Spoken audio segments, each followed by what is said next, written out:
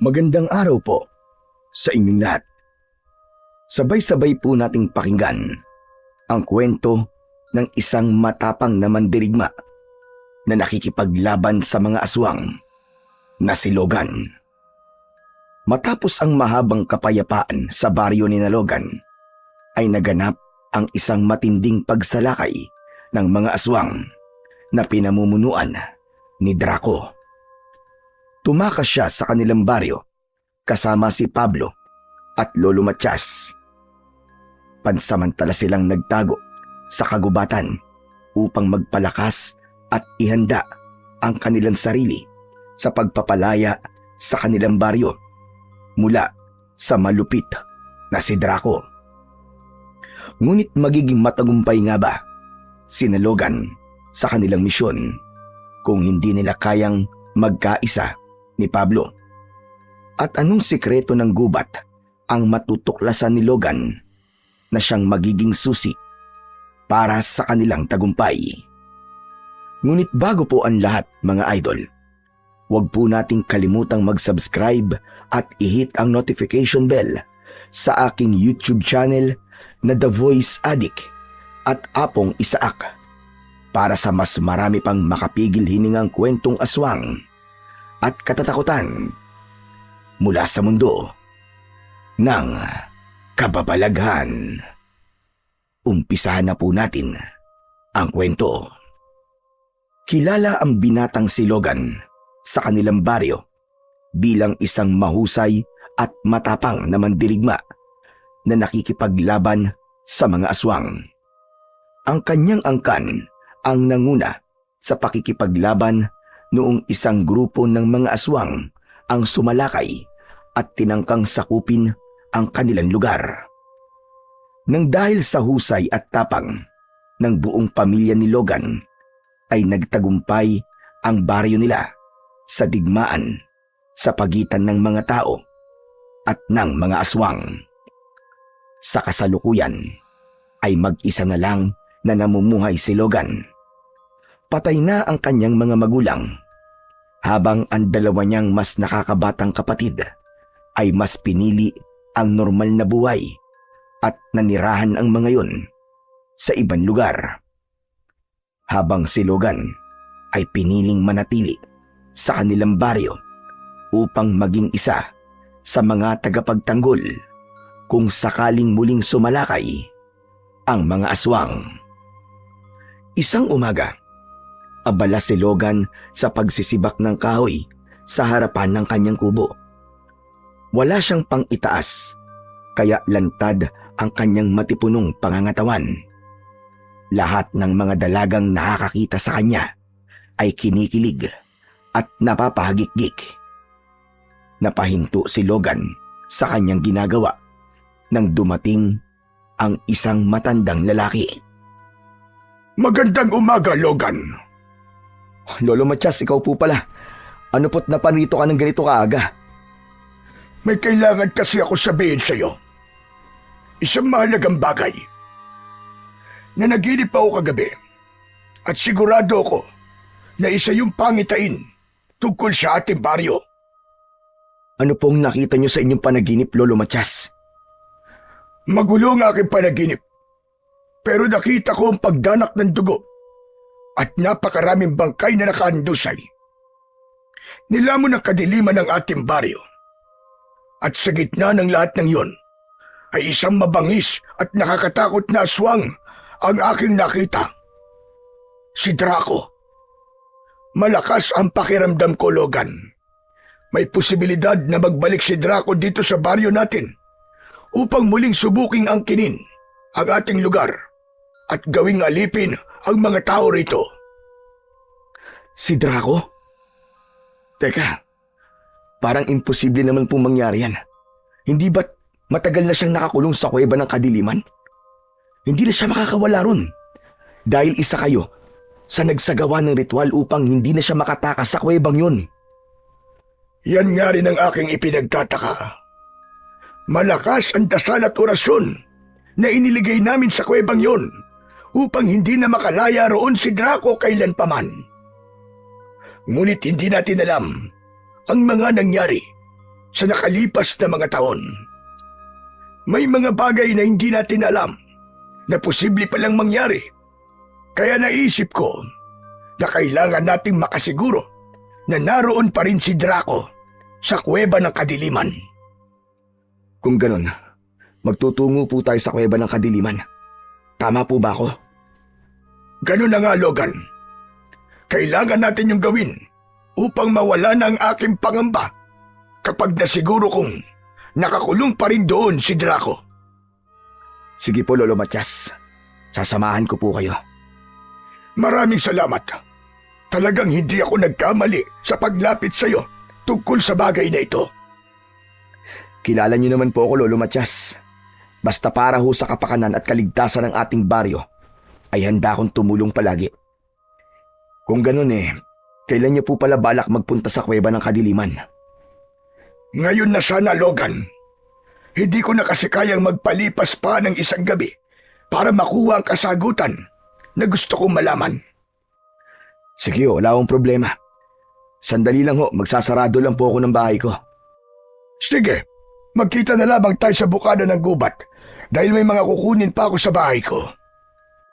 Pagkaalis ni Lolo Matias, ay nagsimula na si Logan na isarado ang kanyang bahay.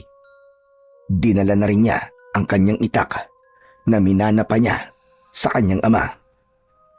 May kabang naramdaman si Logan sa mga sinabi ni Lolo Matias.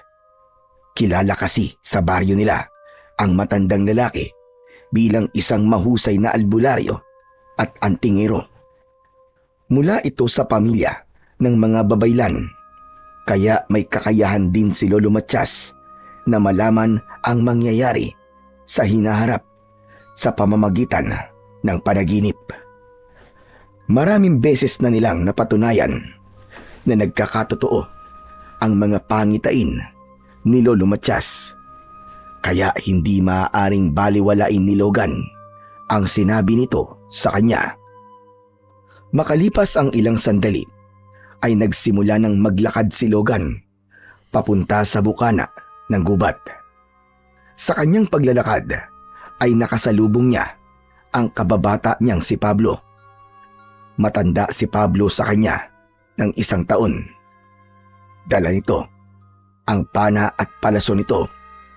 Bukod kay Logan, isa rin si Pablo sa mahuhusay na mandirigma ng kanilang baryo.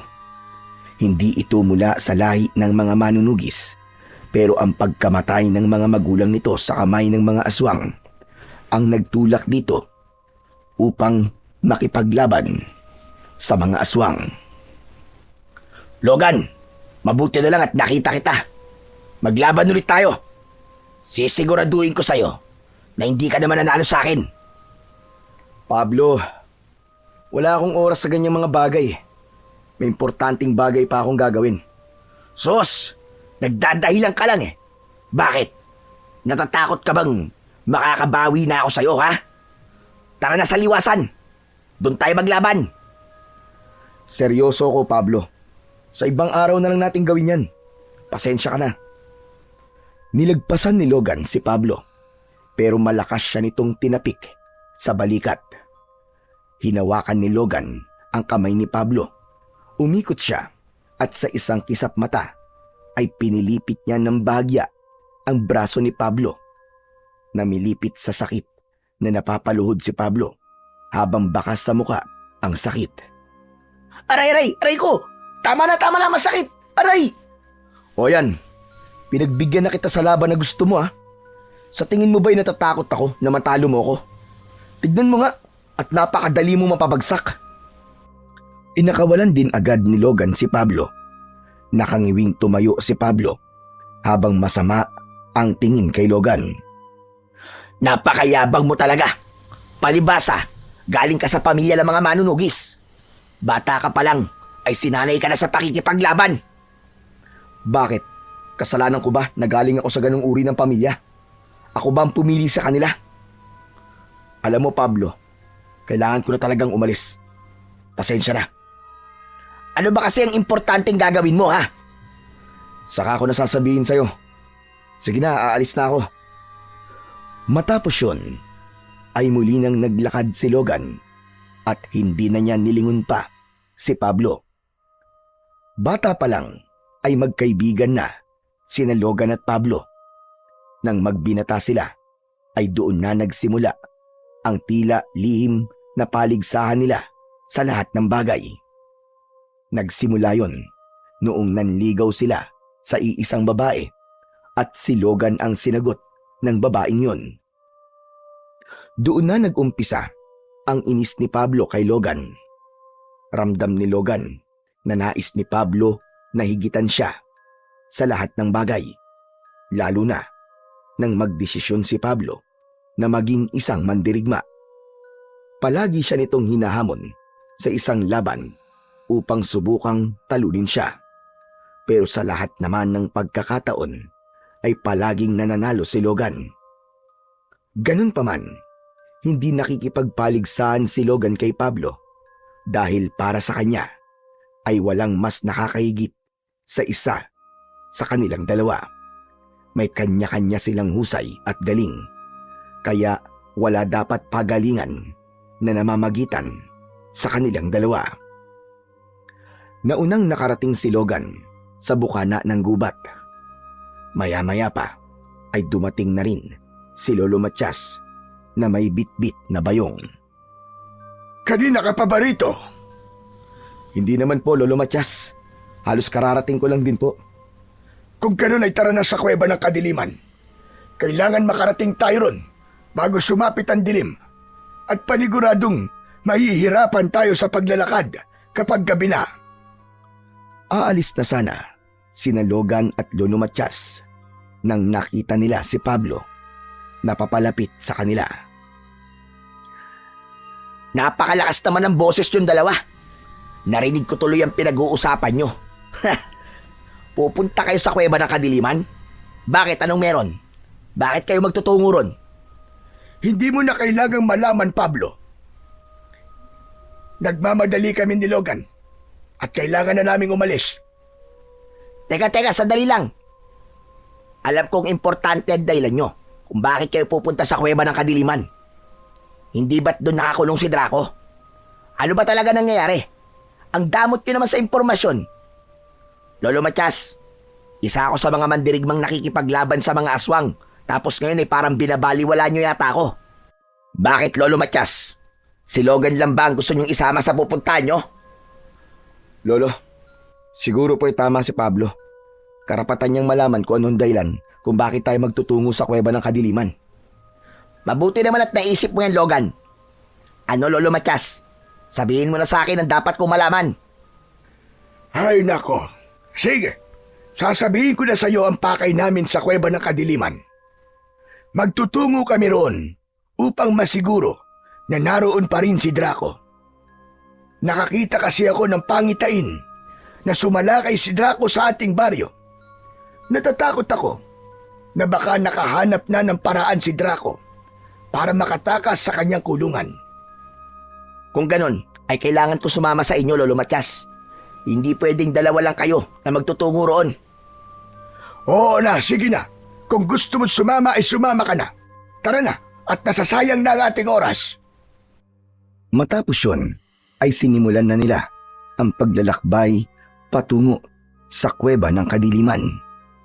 Kilala ni Logan si Pablo, kaya alam niyang hindi ito papayag na hindi nila ito isama sa mga ganong gawain. Kaya naman, hindi na siya tumutol nang pumayag si Lolo Matias na sumama ito sa kanila. Makalipas ang ilang oras, ay patuloy pa ring naglalakad ang tatlo. Nakakaramdam na si Logan ng pagod at pananakit ng mga paa, pero hindi niya ninanais na magpahinga kahit sandali. Hindi ba pwedeng magpahinga na tayo kahit saglit lang? Kanina pa tayo naglalakad ah. Hindi ba kayo nakakaramdam ng pagod? Napapagod din kaming kagaya mo. Pero hindi tayo maaaring magsayang kahit 1 segundo. Kahit 5 minutong pahinga lang naman eh. Para namang napakatagal ng 5 minuto. Kung napapagod ka na, ay maaari ka nang bumalik sa baryo, Pablo. Hindi ko kailangan ng isang reklamador na kagaya mo sa paglalakbay na ito. Gusto ko lang naman magpahinga eh. Reklamador na kagad. Pabihira naman yan, oo. Bakit kasi hindi ka rito gumaya kay Logan na walang reklamo? Ay nako, naikumpara niyo na naman ako kay Logan. Sa bagay, wala naman ng bago dyan eh. Para naman sa inyong lahat ay si Logan ang pinakamagaling at pinakamabait. Ganyan naman talaga kayo, Lolo Matias eh. Puro na lang si Logan, puro na lang si Logan ang nakikita niyong magaling. Tapos kapag may nagagawa akong maganda, ay bulag-bulagan kayo. Pero kapag nagkamali naman ako, grabe kayo kung sermonan ako. Pablo, tama na. Hindi ka dapat ganyan magsalita kay Lolo Matias. Baka nakakalimutan mo kung sino siya sa ating baryo. Iginagalang siya dahil sa napakaraming ambag niya sa baryo natin. Kaya sana, kausapin mo siya ng may paggalang. Bakit? Ako rin naman ah. Marami na akong nagawa at naiambag sa baryo natin. Pero bakit hanggang ngayon ay hindi ko pa rin nakukuha ang paggalang ng mga tao ron? Kailangan bang umabot muna ako sa edad ni Lolo Matias bago yun mangyari? Tama na. Tama na, Pablo. Hindi makakatulong kung pag-uusapan natin sa oras na to ang mga himutok mo sa buhay. Manahimik ka na, maaari ba? Nagpasalamat si Logan nang hindi na nagsalita si Pablo. Pero ramdam niya ang inis nito dahil sa naging takbo ng kanilang pag-uusap. Para kay Logan ay mali nang iniisip si Pablo na hindi ito iginagalang sa baryo nila. Alam niyang maraming tao ang humahanga rito dahil sa pagiging mandirigma nito. Yun nga lang, hindi marunong makontento si Pablo sa pagtrato ng mga tao rito na parabang may hinahanap pa ito, kaya pakiramdam nito ay palagi itong nasa likuran ni Logan. Hapon na nang makarating sina Logan sa kuweba ng kadiliman. Agad niyang naramdaman ang mabigat na aura sa paligid. Kinilabutan siya at nagtaasan ang balahibo niya sa braso. Ang bukana ng kuweba ay natatakpan ng pinagpatong-patong na mga bato. Yun ang nagsisilbing selyo upang hindi makalabas doon si Draco. Oh, mukhang hindi naman nagalaw ang mga bato ah. Ibig sabihin, nasa loob pa rin yan si Draco. O ano, pwede na ba tayong umalis? Hindi pa tayo maaaring umalis. Kailangan nating masigurong nasa loob pa si Draco. Papasukin natin ang kuweba. Lolo Matias, sigurado po ba kayo sa gagawin natin? Natali sa loob si Draco. Kung nandiyan pa siya sa loob, ay hindi niya tayo magagawang saktan. Ang kailangan ko lang munang gawin ay alisin ang inilagay naming dasal sa mga bato na nakaharang sa bunganga ng kuweba. Lumapit si Lolo Matias sa mga batong nakaharang sa bunganga ng kuweba.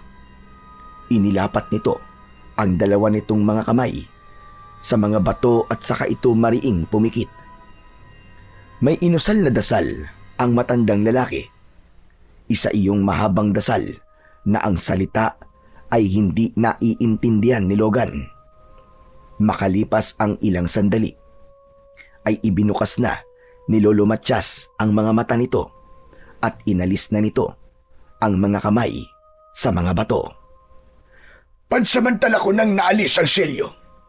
Ngayon ay maaari na nating alisin ang mga nakaharang na bato. Ano? Magpapakapagod pa tayo sa pag-aalis ng mga yan? Sigurado ako na nasa loob pa niyan si Draco at sa tagal niyang nakakulong dyan, ay patay na yun malamang. Kailangan natin makasiguro, Pablo. Kung ayaw mong tumulong ay manahimik ka na lang. Logan, halika na. Tulungan mo ako sa pag-aalis ng mga bato. Sige po, Lolo Matias.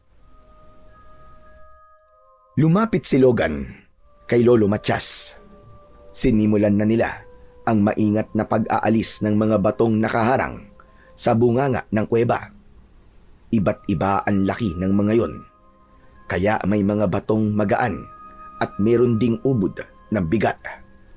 Ang kaninang nakatayo lang na si Pablo ay tila hindi na nakatiis at tumulong na rin.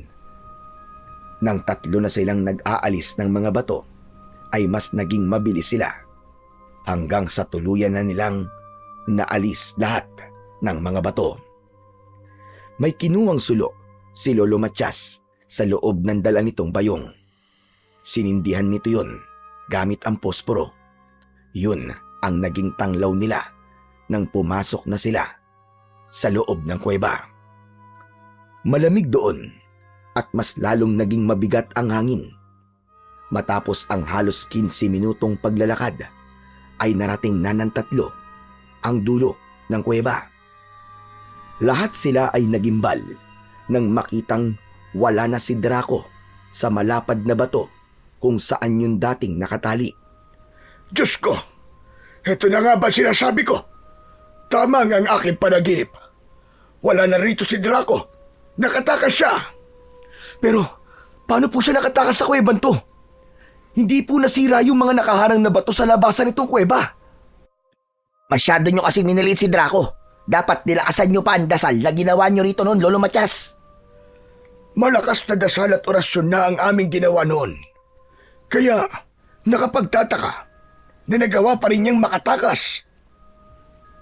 Iginala ni Logan ang mata sa paligid hanggang sa may nakita siyang hukay sa lupa na kasya ang isang tao. Nilapitan niya yon at doon niya nalaman ang kasagutan kung paano nagawang makaalis ni Draco sa kuweba. Tinawag niya si Lolo Matias. Lumapit ito kasama si Pablo. Sa tingin ko, ay alam ko na kung paano nakatakas si Draco. Mukhang sa una ay nagawa niyang makawala sa pagkakatali. Pagkatapos ay naghukay siya sa lupa at sigurado ko na kung papasukin natin ang butas na to, ay dadalin tayo nito sa labas ng kuweba. Aba, kailan ka pa naging investigador, Logan? Tama si Logan, Pablo. Ganun nga ang nangyari. Talagang matalino si Draco at grabe ang pagtsatsaga niya sa pag-uukay para lang makawala sa kuwebang ito. Dapat pala ay pinatay na natin siya noon. Ang kinakatakot ko po ay baka matagal nang nakawala rito si Draco. Kung matagal na kasi, malamang ay naipon na niya ang kanyang mga alagad na aswang. Kaya hindi malabong anuman sandali ay aatake na sila sa baryo natin. Kaya kailangan nating maganda. Sabihan natin ng iba pang mandirigma, Logan. Ikaw ang magsanay sa kanila. Kailangan ay masiguro mong handa sila sa pakikipaglaban. Kailangan mas maging malakas ang puwersa natin, lalo na't si Draco ay isang pinuno ng mga aswang. Hindi rin natin alam kung gaano na siya kalakas ngayon. Ako naman ay dadasalan ko ang aking mga agimat upang mas maging mabisa yon kontra sa mga aswang. Eh ako, anong gagawin ko? Anong ambag ko? Magsanay ka rin, Pablo. Palakasin mo ang iyong sarili. Ha? Yun lang ang gagawin ko? Wala ka bang ibibigay na ibang gawain sa akin? Gaya ng kay Logan? Huwag ka na lang maging pasaway. Malaking tulong na yon sa ating lahat. Sa ngayon, ay bumalik na tayo sa baryo upang masabihan natin ang mga tao roon. Hindi na nagsayang ng oras sina Logan at agad silang naglakad pabalik sa kanilang baryo.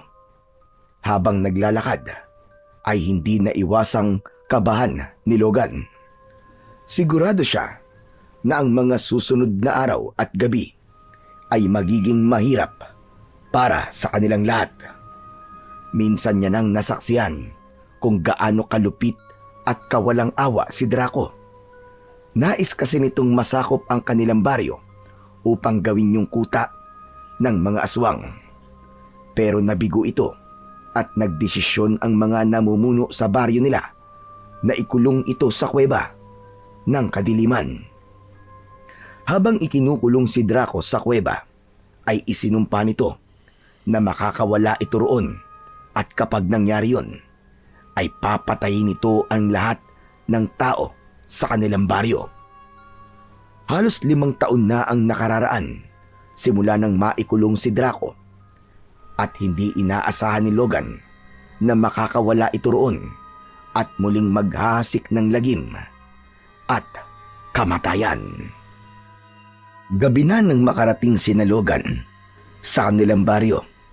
Kahit karamihan sa mga tao ay natutulog na ng oras na yon, ay kinausap pa rin nila ang kanilang kapitan upang sabihin ang kanilang natuklasan. Inutusan ng kapitan ang mga tanod na papuntahin ang mga tao sa liwasan para sa isang biglaang pagpupulong. Habang naglalakad si Logan papunta sa liwasan, ay hindi niya napigilang ilabas kay Lolo Matias ang kanyang pangamba. Lolo Matias, paano po kung mas naging makapangyarihan pa ngayon si Draco? Baka kasi matagal na siyang nakawala ron sa kuweba at nagawa niya ng makapagpalakas ng gusto. Yan nga rin ang aking iniisip. Natatakot ako kung ano ang maaari niyang gawin sa ating baryo kung sakaling muli siya sumalakay dito. Bakit ba ganyan ang mga sinasabi nyo? Puro negatibong tumatakbo sa utak niyong dalawa. Di ba? Nagawa na nating talunin noon si Draco, kaya matatalo ulit natin siya kahit ilang beses pa siyang umatake rito. Mas mabuti na ang matakot tayo upang mapaghandaan natin ang mga makakalaban natin kesa sa maging kampante tayo. Dahil kapag naging kampante tayo, ibig sabihin ay minamaliit natin ang kakayahan ni Draco. Gaya ng sinabi ni Logan, baka nagawa ng magpalakas ni Draco. Baka nakakalimutan mo rin, Pablo, na namatay na ang ilan sa mga kasama kong nagkulong kay Draco. Ang iba naman ay wala na rito sa ating baryo. Sa tingin mo ba, kakayanin pa ng aking kakayahan na muli siyang ikulong sa kuweba? Pinapalakas ko lang naman ang loob nyo eh. Ang dami nyo na kagad sinabi. Kung ganun, Lolo Matias, kung sakaling sumalakay muli rito si Draco, ay kailangan na natin siyang patayin dahil hindi na siya maaaring ikulong sa kuweba ng kadiliman. Tama ka, Logan. Kamatayan na lang ang paraan upang matapos na ang kasamaan ni Draco. Sos! Palagi na lang si Logan ang tama para sa inyo, Lolo Matias. Wala nang nagsalita pa kina Logan at Lolo Matias dahil parehas nilang alam na mas lalo lang hahaba ang kanilang usapan. Nang makarating na sila sa liwasan, ay unti-unti nang dumarating doon ang mga tao. Lahat ay may pagtataka sa muka dahil sa biglaang pagpupulong. Tumayo sina Logan at Pablo sa harapan habang si Lolo Matias ay tumayo naman sa unahan. Katabi nito ang kapitan ng kanilang baryo. Maya-maya pa ay nagsimula ng magsalita si Lolo Matias. Pasensya na ako na abala ng bigla ang pagpupulong na to, ang inyong pamamahinga. Ngunit ang aking sasabihin ay hindi na maaaring ipagpabukas pa. Hindi na ako magpapaligoy-ligoy pa, mga kasama. May nagbabantang panganib sa ating baryo. Natuklasan namin ni na Pablo at Logan na nakatakas si Draco sa kuweba ng kadiliman. Hindi namin alam kung matagal na ba siyang wala roon. Pero isa lang ang ibig sabihin nito. Magbabalik siya rito sa baryo natin, gaya ng banta niya noong ikinulong namin siya. Umugong ang bulong-bulungan ng mga tao. Naramdaman ni Logan ang takot ng bawat isa. Kaya hinihimok ko ang mga mandirigma ng ating baryo na maganda at magsanay sa ilalim ni Logan. Kailangan ay maging mas biyasa kayo sa pakikipaglaban dahil hindi natin alam kung gaano nakalakas ngayon si Draco. Ang mga nais umalis ay hindi natin pipigilan. Ngunit ang mga pipiliing manatili ay dapat na maging mas maingat. Huwag niyo rin kakalimutan na palaging magdasal sa ating Panginoon. Ang Panginoong Diyos na lamang ang magiging sandigan natin sa mangyayari sa ating baryo. Matapos magsalita ni Lolo Matias, ay pinauwi na ng kapitan ang mga tao sa kani-kanilang mga bahay. Malungkot na pinagmasdan ni Logan ang mga taong naglalakad palayo dahil lahat ay takot at nangangamba. Kinabukasan ay sinimulan na ni Logan ang pangunguna sa pagsasanay sa mga mandirigma sa kanilang baryo. Siniguro niya na magiging mas mahusay ang mga yon sa paggamit ng mga sandata. Buong maghapon na ganun ang ginawa ni Logan. Habang papalubog na ang araw, ay nagtungo siya sa sementeryo upang dalawin ang puntod ng kanyang mga magulang. Tumayo siya sa harapan ng libingan ng kanyang ama at ina. Nanay, tatay, nandito po ako para humingi po ng gabay sa inyo sa paparating na dilubyo sa ating baryo. Nangangako po ako na gagawin ko ang lahat para ipagtanggol ang baryong minsan nyo rin pinutrektahan laban sa mga aswang. Pero sana ay kasama ko pa kayo ngayon dito. Dahil sigurado na mas magiging madali ang laban na to kung nasa tabi ko kayong dalawa. Hindi nagtagal ay nagdesisyon na si Logan na umalis. Pagtalikod niya ay natigilan siya nang makita si Pablo na may dalang bulaklak. Naglakad si Pablo papunta sa libingan ng mga magulang nito at inilagay nito roon ang bulaklak. Pinagmasdan ni Logan si Pablo hanggang sa napansin niya na umiiyak yon. Hinayaan lang niya si Pablo. May awang humaplos sa puso ni Logan para sa kaibigan. Alam niya na kahit matapang ang ipinakikita nitong panlabas, sa loob naman ito ay naroon ang labis na lungkot dahil sa pagkamatay ng mga magulang nito. Alam niya, yun ay dahil gaya ni Pablo ay namatayan din siya ng mga magulang. Biglang napatingin si Pablo kay Logan. Nagmamadaling pinunasan ni Pablo ang luha nito at inayos nito ang sarili. Doon na nagdesisyon si Logan na lapitan si Pablo. Anong ginagawa mo rito? Sinusundan mo ba ako? Para sa iyong kaalaman, Pablo, nauna ako magpunta sa iyo rito. Kaya imposibleng sinundan kita. Ano? Hindi ako umiiyak ha. Napuwing lang ako. Humangin kasi ng malakas tapos may pumasok na kung ano sa mata ko. Wala naman ako sinabing umiiyak ka. Saka Pablo, huwag mong ikahiya ang pag-iyak mo. Hindi yan kabawasan sa pagkalalaki mo. Alam ko ang pakiramdam ng nawalan ng magulang dahil parehas natin pinagdaanan yon. Aaminin ko, hanggang ngayon, nasasaktan at umiiyak pa rin ako. Hindi ka ba marunong makaintindi? Sinabi lang hindi ako umiiyak eh. O sige, kung di ka umiiyak, hindi na.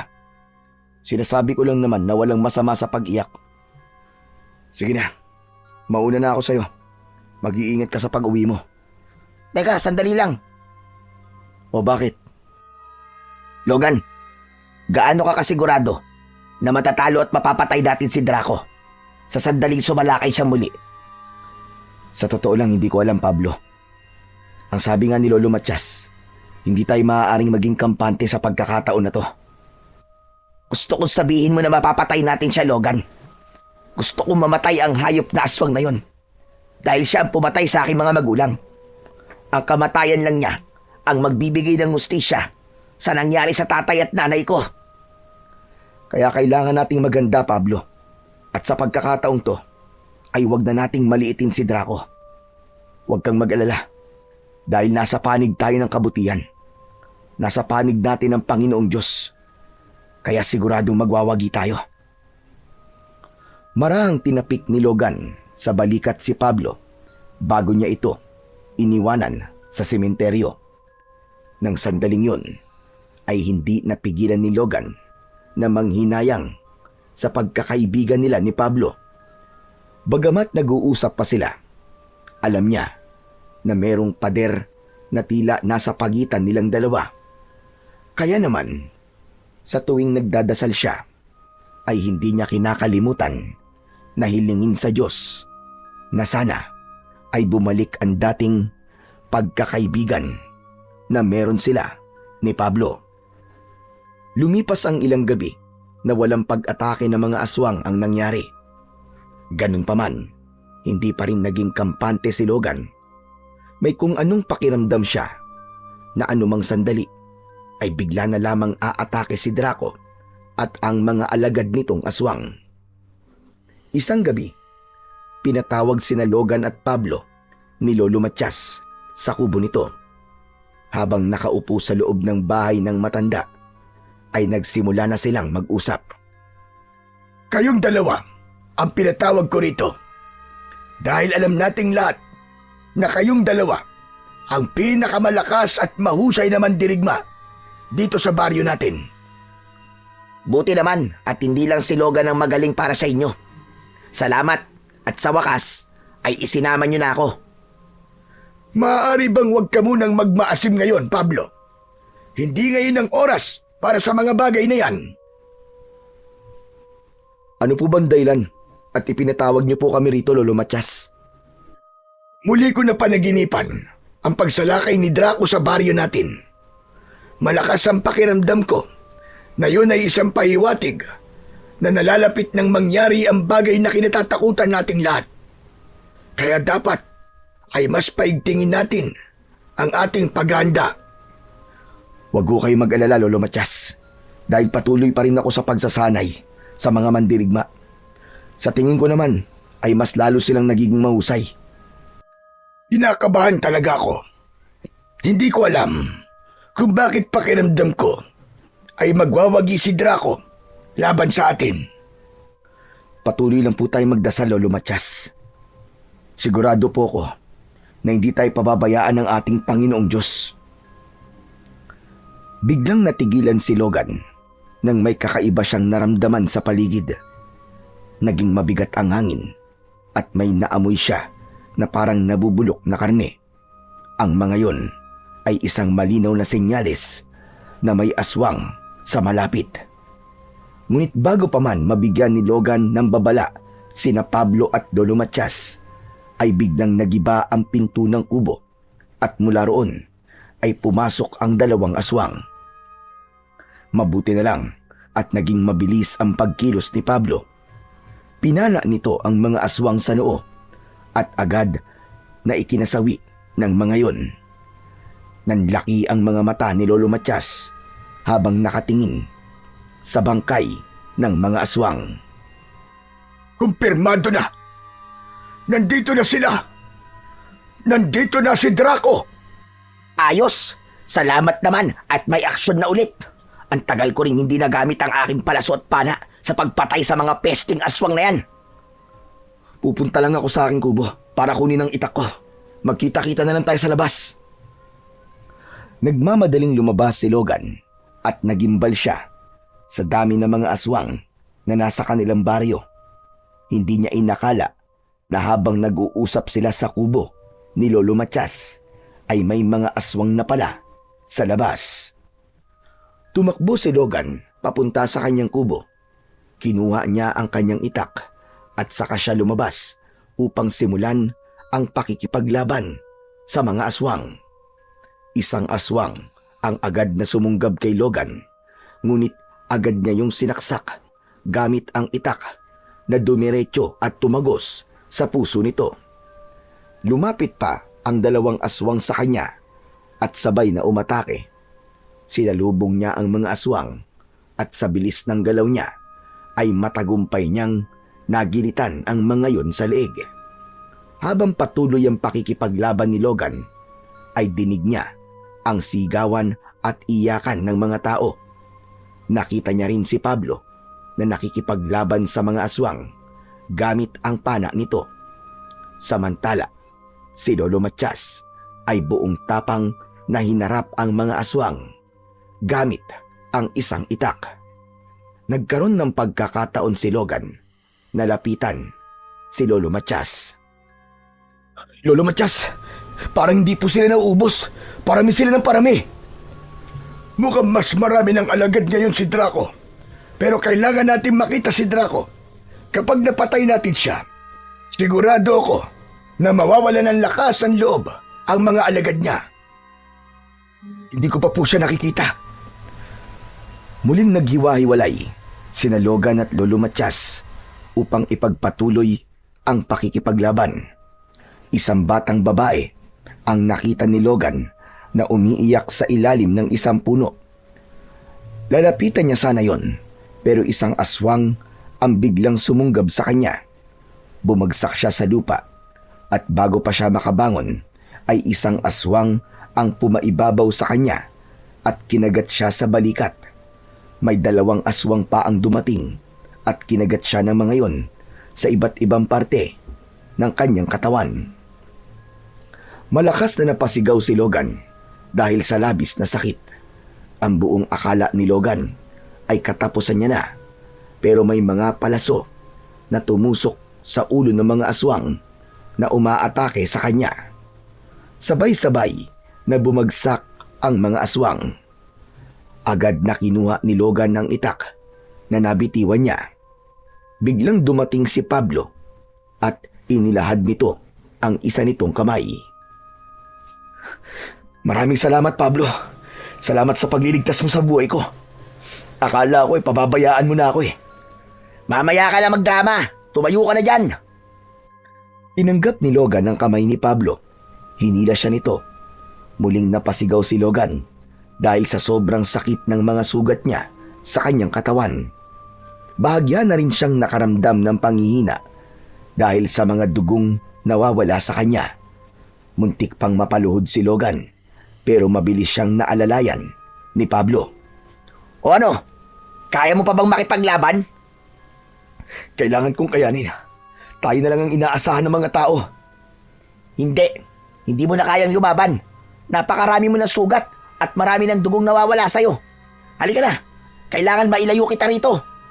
Huwag mo kong ilalayo, Pablo. Makikipaglaban pa ako. Bitiwan mo ako. Huwag ka nang matigas ang ulo. Baka pag pinilit mo pa makipaglaban, ay makasama mo na ang mga magulang mo sa kabilang buhay. Wala nang nagawa si Logan. Nang isampa siya ni Pablo sa likod nito, mabilis itong tumakbo palayo sa labanan hanggang sa narinig nila ang pagtawag ni Lolo Matias sa kanilang likuran. Sandaling huminto si Pablo at nang makalapit si Lolo Matias sa kanila ay may mga sugat din ito. Anong nangyari kay Logan? Hindi niyo po ba nakikita? Sugatan siya. Pinagtulungan siya ng 3 aswang. Ibaba mo ako, Pablo. Ibaba mo ako. Kailangan ko pa makipaglaban. Kailangan ako ng mga tao sa baryo natin. Ang tigas talaga ng ulo mo. Sa tingin mo ba'y makakalaban ka pa sa kondisyon mo ngayon? Hindi mo na nga kayang makatayo na mag-isa eh. Magtago na muna tayo sa ngayon. Hindi pwedeng isa sa atin ang mamamatay.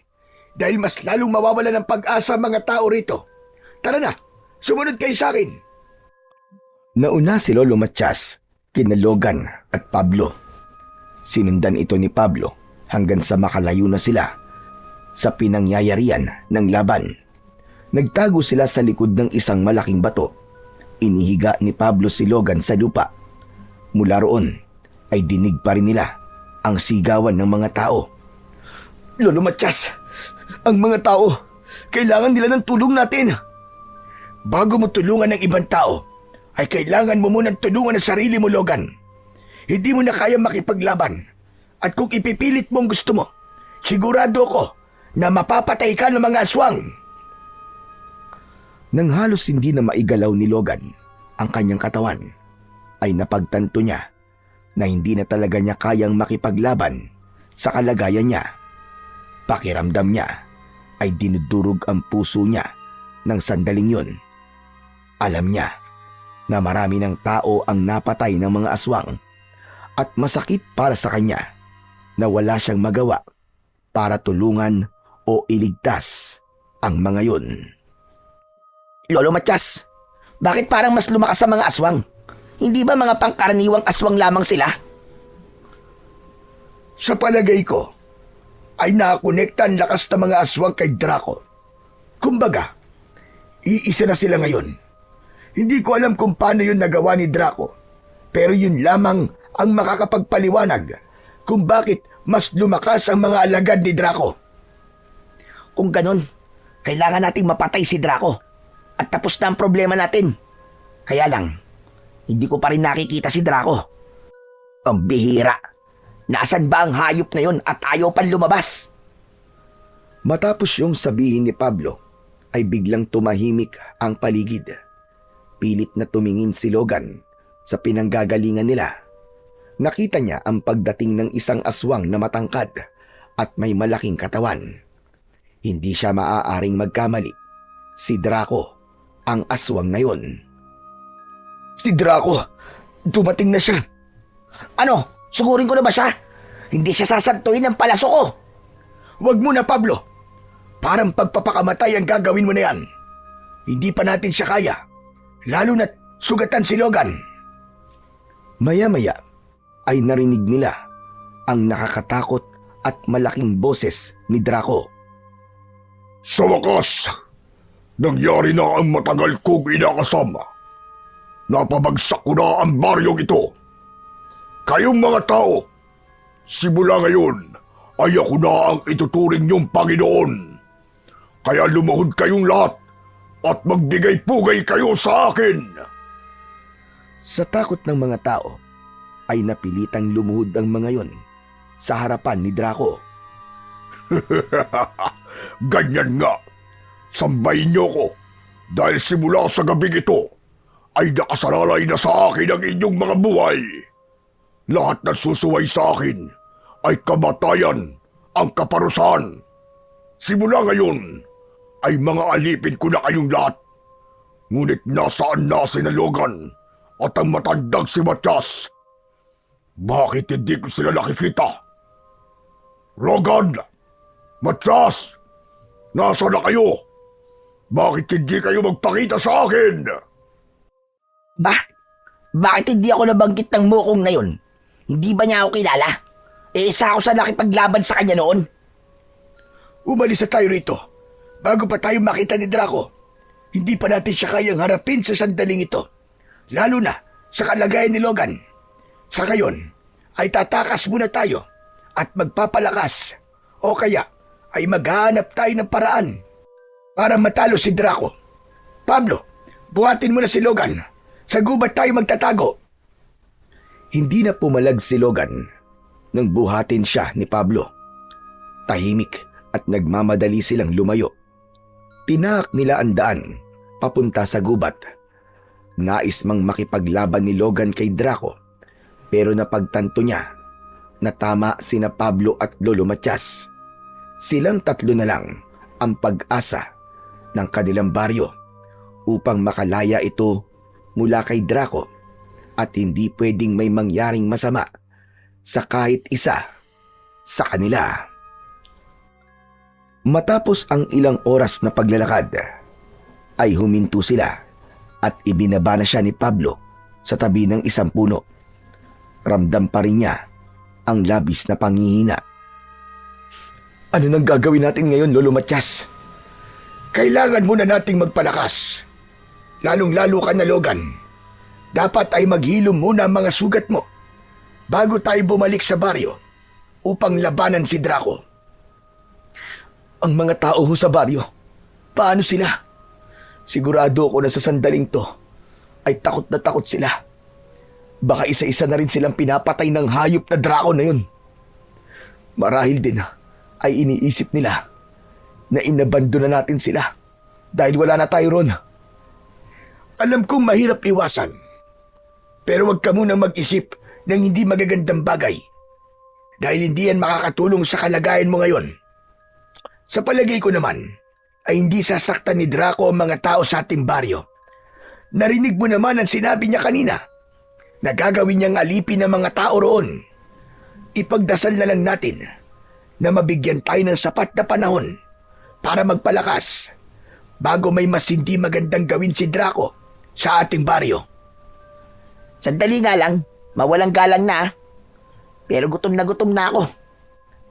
Iiwanan ko na muna kayo rito at maghahanap ako ng makakain.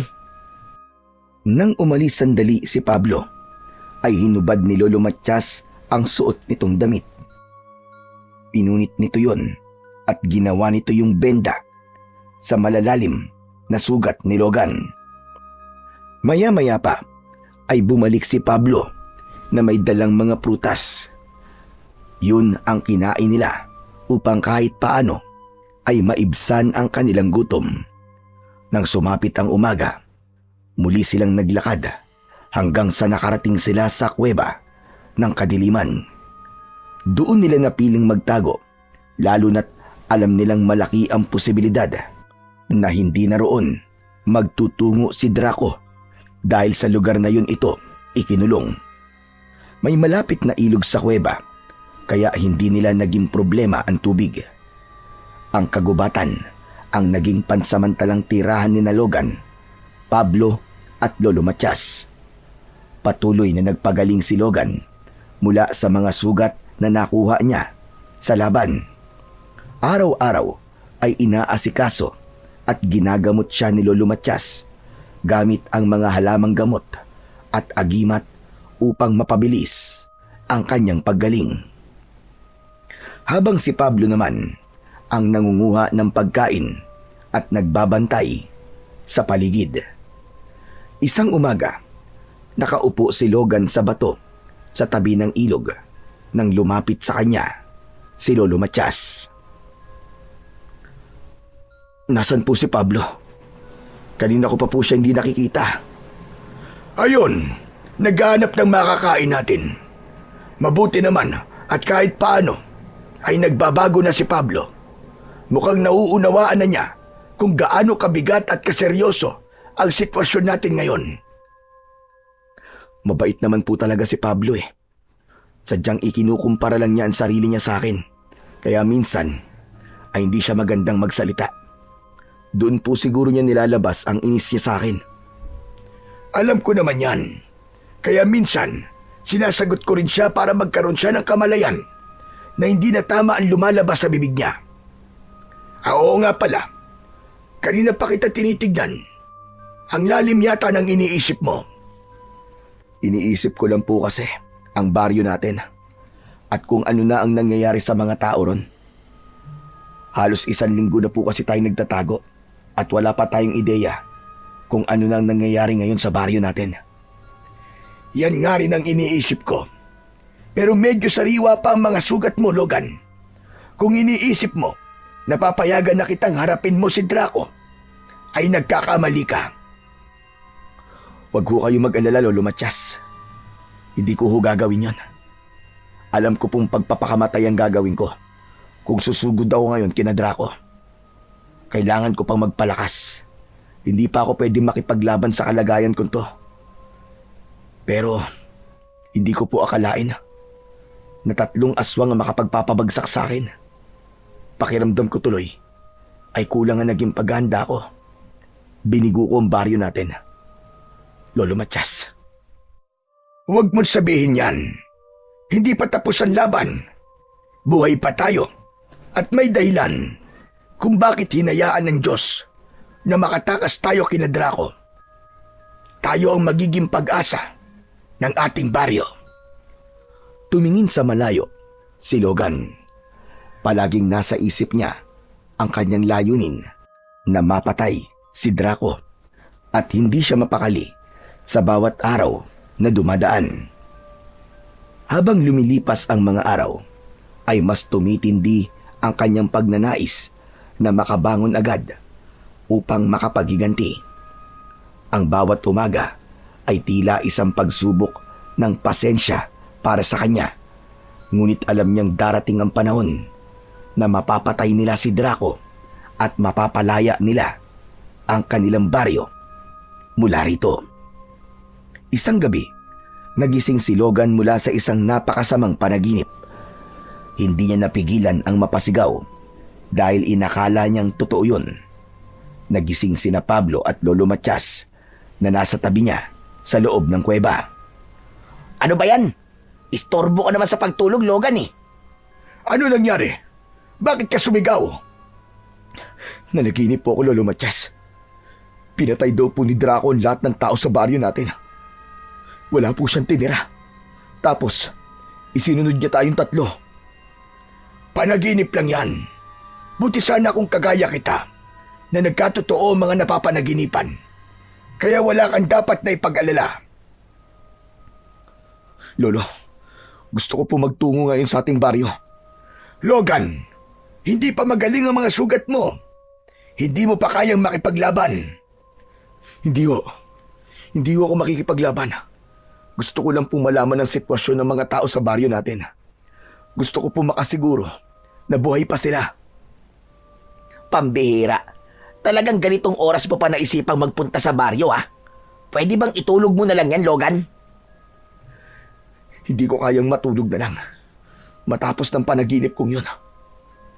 Nag-aalala na talaga ako sa mga tao sa baryo. Lolo, pupunta po muna ako ron.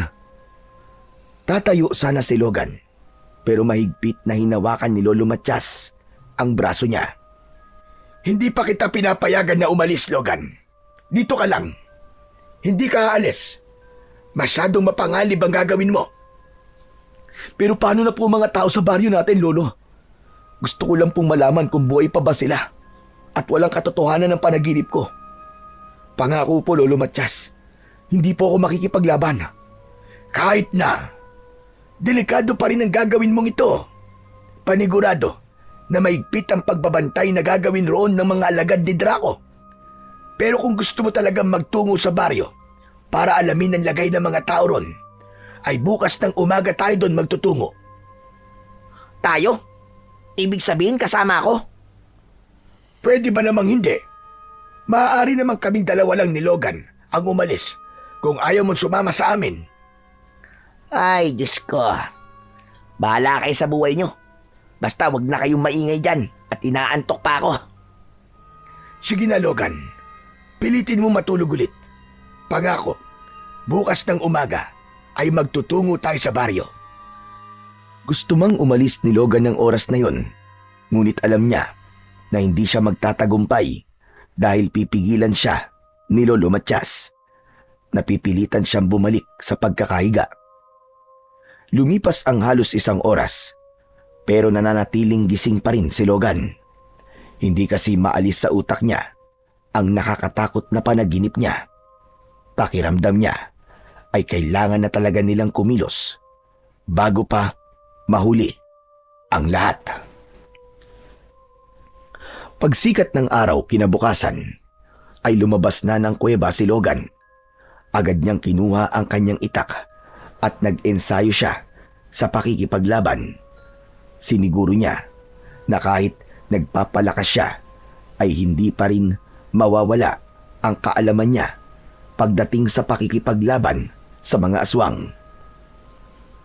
Aba, ang aga mo naman yatang mag-ensayo, Logan. Hindi ka pa ba sanay na ginagawa ko to tuwing umaga?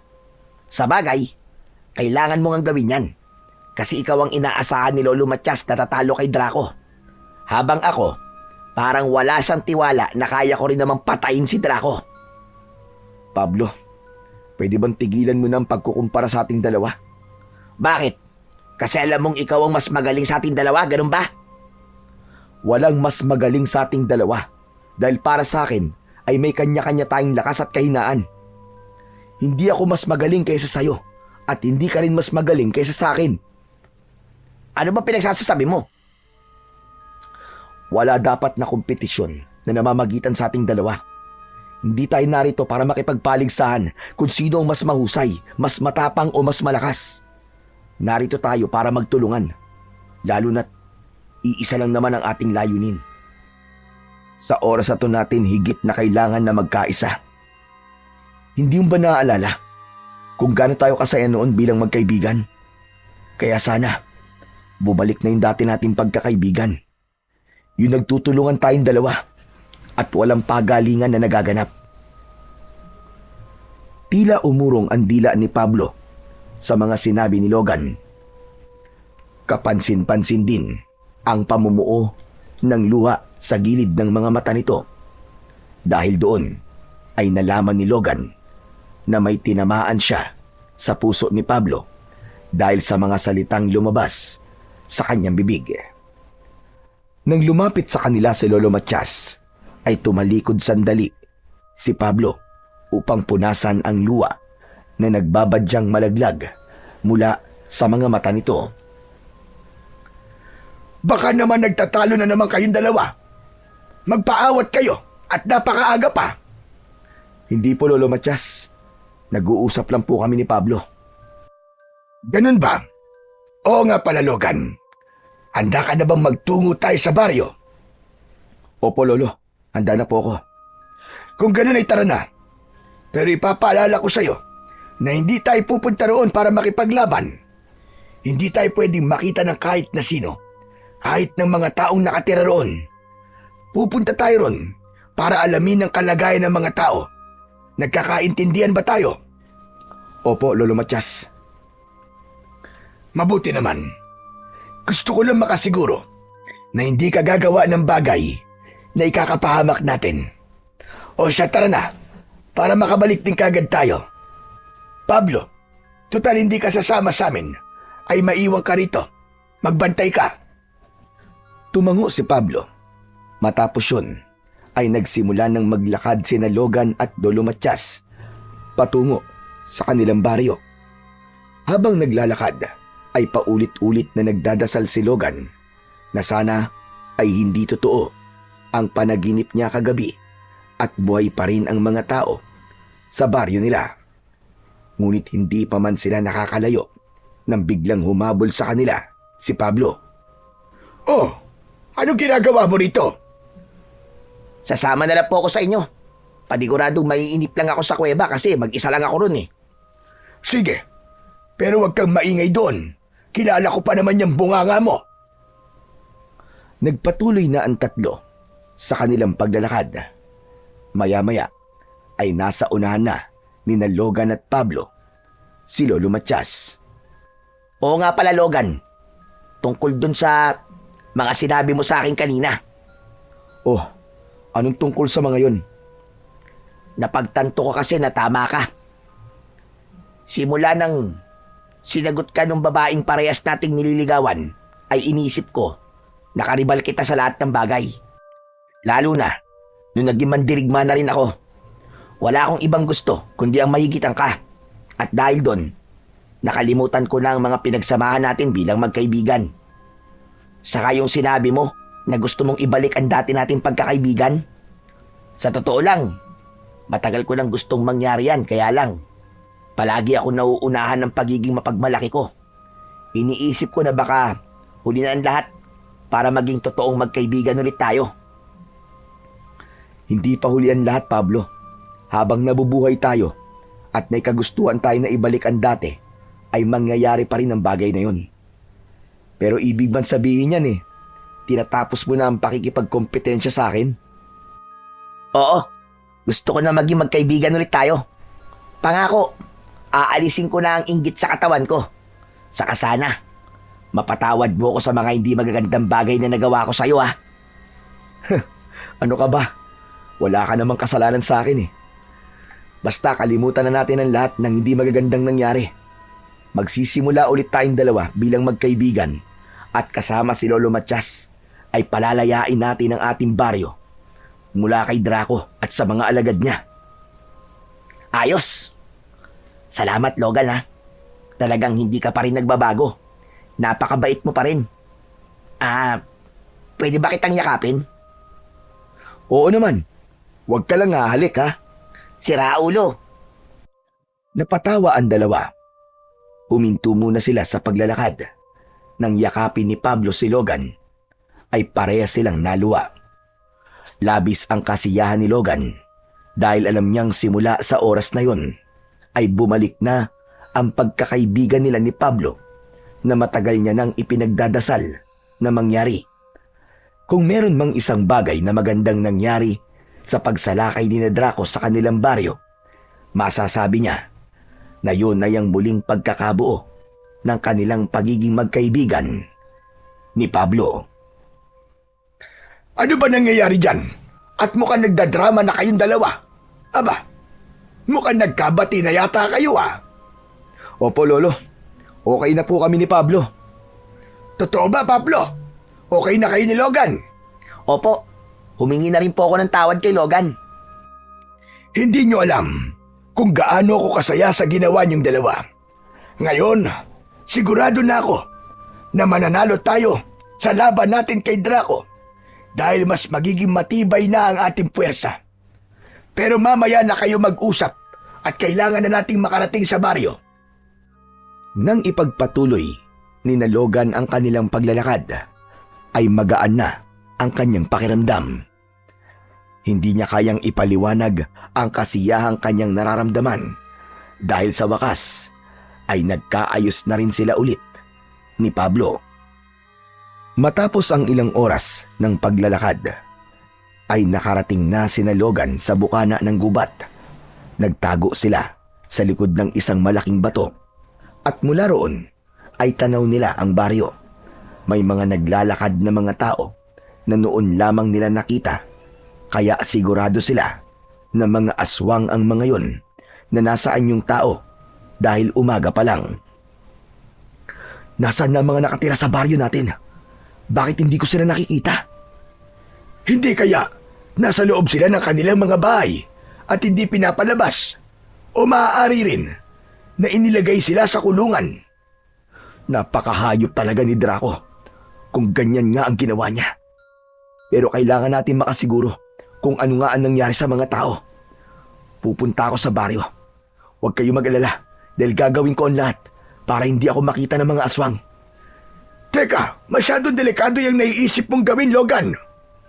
Tama si Lolo Matias, Logan. Pero yun lang ang paraan para makasiguro tayo kung buhay pa nga mga kababayan natin. Sige, kung ganun ay ako na lang ang titingin sa mga tao. Mahina ka pa, Logan eh. Kapag may nakakita sa iyong aswang, baka patayin ka nila. Isa pa, kayong dalawa ni Lolo Matias ang kilala ni Draco. Samantalang ako, hindi niya ako naaalala.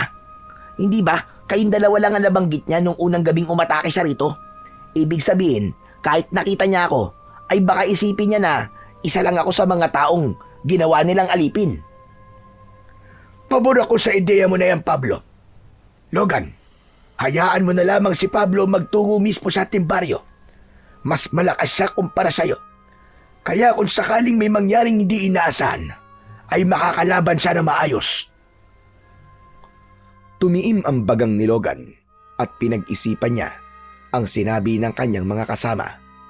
Napagtanto niya na may punto ang mga ito at hindi siya maaaring magpadala sa bugso ng kanyang damdamin ng sandaling yon. Sige, payag ako. Ikaw na magtungo sa baryo, Pablo. Pero ipangako mo na babalik ka rito kapag nakita mo na ang mga nangyayari sa mga kababaryo natin. Huwag ka mag-alala, babalik agad ako. Hindi pwedeng may masamang mangyari sa akin, no? Lalo na't bago pa lamang tayo na nagkakaayos. Kapag lumipas na ang kalating oras at wala pa rin ako, ay umalis na kayo.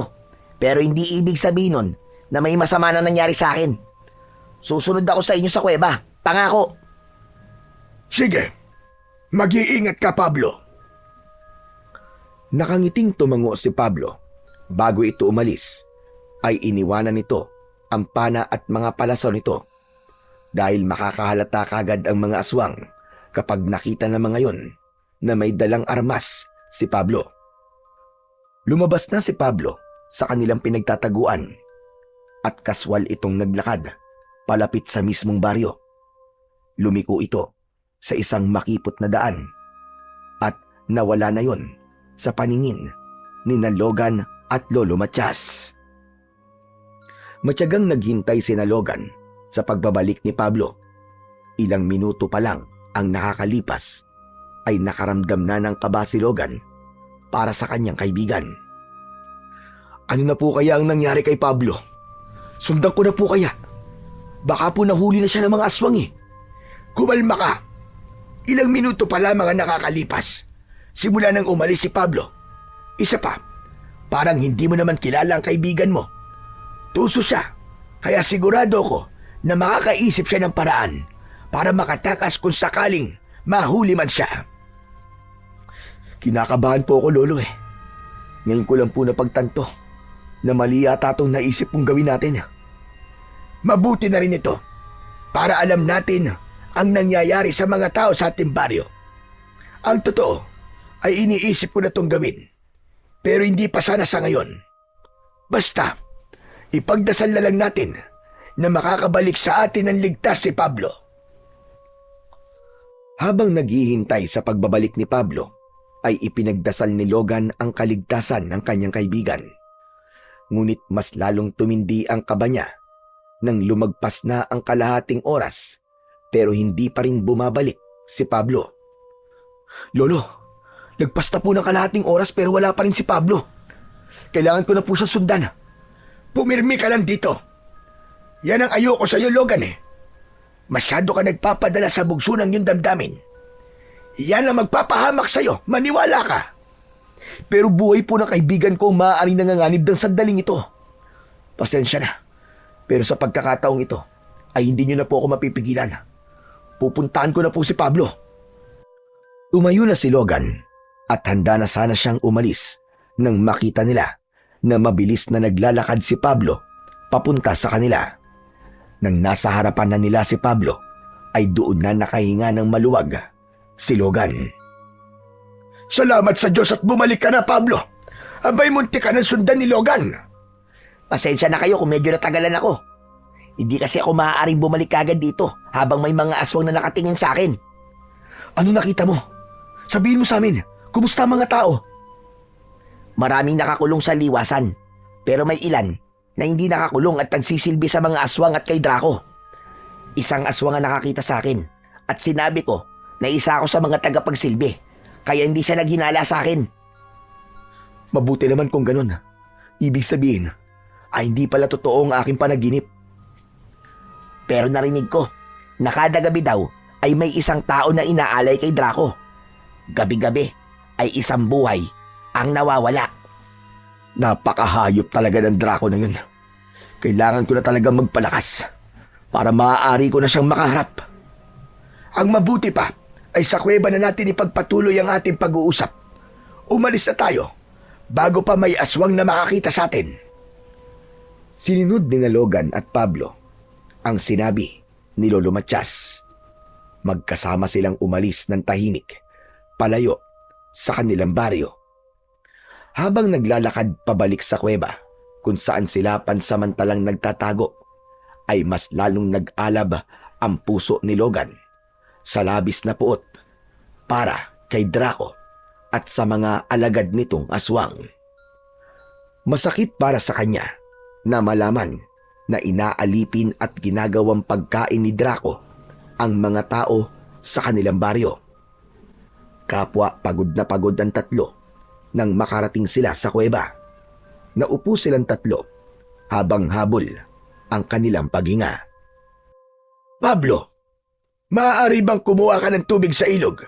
Saka maghanap ka na rin ng ating makakain. Kailangan nating makabawi ng lakas. Ano? Bakit akong gagawa nun? Pare-parehas lang naman tayong pagod, di ba? Aba, bakit tila nagrereklamo ka na ngayon sa gawain mo na yan? Hindi ba ikaw mismo nagsabi na sa'yo ang toka ng paghahanap ng ating pagkain?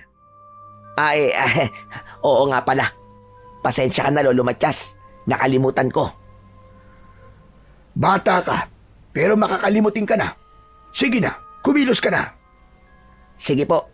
Aalis po muna ako para maghanap ng pagkain nating tatlo.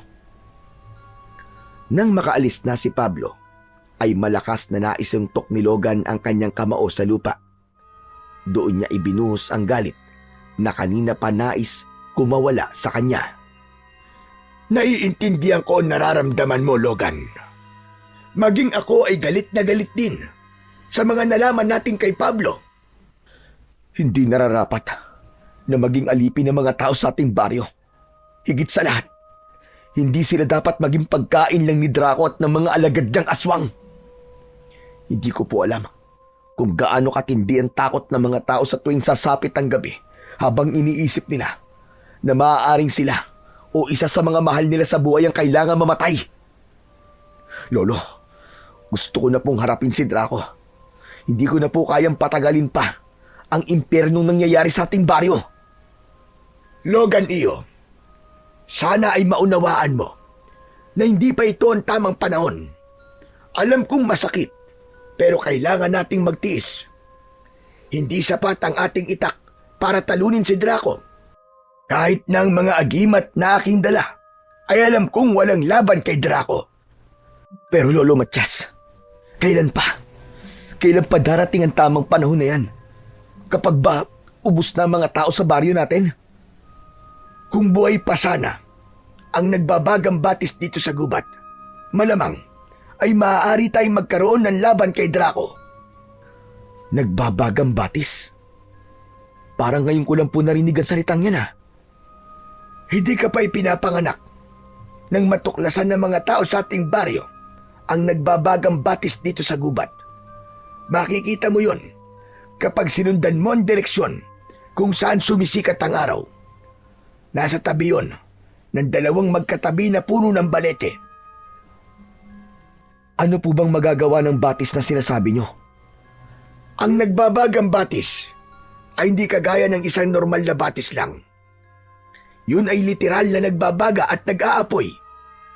Yun ay ginawa ng mga diwata upang maging instrumento para mas madaling mapatay ng isang tao ang mga aswang. Kapag inilublog mo ang iyong sandata sa nagbabagang batis, magkakaroon ng kakaibang kapangyarihan ng iyong sandata. Babalutin ito ng apoy sa tuwing ito ay gagamitin mo sa pakikipaglaban. Magiging mabisang sandata laban sa mga aswang ang sandatang na itutubog sa batis na yon. Kung ganun, kailangan po nating mapuntahan ng batis na sinasabi po ninyo. Hindi lahat ng sandatang itutubog doon ay nagkakaroon ng kapangyarihan. Pili lamang ang mga taong nabibigyan ng basbas ng nagbabagang batis, Logan. Isa pa, matagal nang wala ang nagbabagang batis dahil sa pang-abuso ng mga tao. Nagalit ang mga diwata dahil maraming tao na nabigyan ng basbas mula sa batis tapos ginamit lang sa kasamaan. Pero wala naman po mawawala kung pupuntahan po natin ang nagbabagang batis. Malay nyo po, ay muli yung lumitaw sa tagal ng panahon. Duda ako sa bagay na yan, Logan. Sigurado ko na hindi na yun muling lilitaw dahil kapag nagalit ang mga diwata ay hindi na muling ibabalik ng mga ito ang isang bagay na binawi na ng mga ito. Naputol ang pag-uusap ni na Logan at Lolo Matias sa pagdating ni Pablo. May dala itong mga prutas na inilapag nito sa kanilang harapan. Grabe, nakakapagod. Ang hirap maghanap ng pagkain dito sa gubat. Sa susunod, isa naman sa inyo maghanap ha. Hindi yung palaging ako na lamang ang inutusan yung gumawa niyan. Bakit parang mainit yata ang ulo mo ngayon, Pablo? Ikaw naman palagi ang naghanap ng pagkain natin. Pero ngayon ko lang narinig na nagreklamo ka sa gawain na yan. Malamang, ako na nga ang sinabihan yung magtungo sa baryo. Tapos pagdating dito ako pa ang maghahanap ng pagkain. Lalo ka na, Logan. Kumilos-kilos ka naman sana. Hindi porke ikaw ang tinaguri ang pinakamahusay at magaling naman dirigma sa ating baryo magbubuhay hari ka rito. Tama na yan. May grasya sa harapan natin. Ang mabuti pa ay kumain na muna tayo at mamaya ipag-usapan natin ang toka sa paghahanap ng pagkain. Lihim na napatingin si Logan kay Pablo dahil tila may napansin siya ritong kakaiba. Hindi niya matukoy pero parang may mali sa kanyang kaibigan ng sandaling yun. Pansamantala muna niya yung isinantabi at itinuon na lamang niya ang kanyang atensyon sa pagkain. Matapos kumain ay lumabas ng kuweba si Pablo. Naiwan naman doon sina Logan at Lolo Matias. Iniligpit ni Logan ang mga balat at buto ng mga prutas na kanilang kinain at itinapon niya yon sa labas. Nakita niya si Pablo na naglalakad palayo at wala siyang ideya kung saan yun papunta.